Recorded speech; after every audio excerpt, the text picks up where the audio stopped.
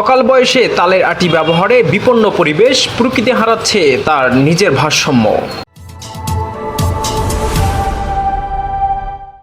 বাংলাদেশের প্রাকৃতিক সৌন্দর্য ও পরিবেশগত ভারসাম্য রক্ষায় যে গাছগুলোর ভূমিকা অপরিসীম তার মধ্যে তালের গাছ অন্যতম। এই গাছ শুধু ছায়া দেয় না, বজ্রপাত প্রতিরোধ, ভূমিক্ষয় রোধ এবং প্রাকৃতিক দুর্যোগ মোকাবেলায়ও গুরুত্বপূর্ণভাবে ভূমিকা রাখে। অথচ সেই তালের গাছ আজ নিঃশব্দে হারিয়ে যেতে বসেছে আমাদের ওই অবহেলা এবং অতিমাত্রায় মুখরোচক খাবারের প্রতি আসক্তির কারণে। বর্তমানে অল্প বয়সে তালের আটি সংগ্রহ করে বিক্রি ও তা দিয়ে তৈরি করা হচ্ছে বিভিন্ন খাদ্যদ্রব্য।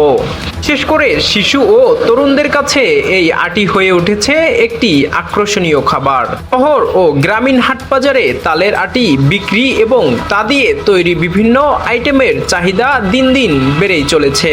অথচ এই আটি সংগ্রহ করা হচ্ছে পরিপূর্ণ আটিতে রূপান্তর হওয়ার আগে, যার ফলে বংশবিস্তার কমে যায়, গাছের স্বাভাবিক বৃদ্ধিতে বাধা হয়ে দাঁড়ায় এবং সেই গাছটি আর পূর্ণাঙ্গ তালের গাছে পরিণত হতে পারে না। এরই ফলাফল হচ্ছে তালের গাছের সংখ্যা ক্রমমান হ্রাস পাচ্ছে, উৎপাদন ক্ষমতাও কমে যাচ্ছে, প্রাকৃতিক দুর্যোগে ঝুঁকি বাড়ছে, পরিবেশগত ভারসাম্য বিনষ্ট হচ্ছে। পরিবেশবিদরা বলছে এই প্রবণতা অব্যাহত থাকলে আগামী 20 থেকে 30 বছরের মধ্যে তালের গাছ বিলুপ্তপ্রায় তালিকায় স্থান পেতে পারে। বজ্রপাত প্রতিরোধে তালের গাছের অবদান আজ সর্বজন স্বীকৃত।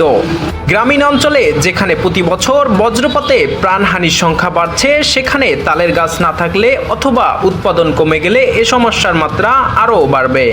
একজন সচেতন নাগরিক হিসাবে আমাদের প্রত্যেকের দায়িত্ব তালের গাছের প্রতি গুরুত্ব বোঝা এবং নিজের এলাকায় অন্তত একটি করে তাল গাছ রোপণ করা এবং তার উৎপাদন বাড়ানো।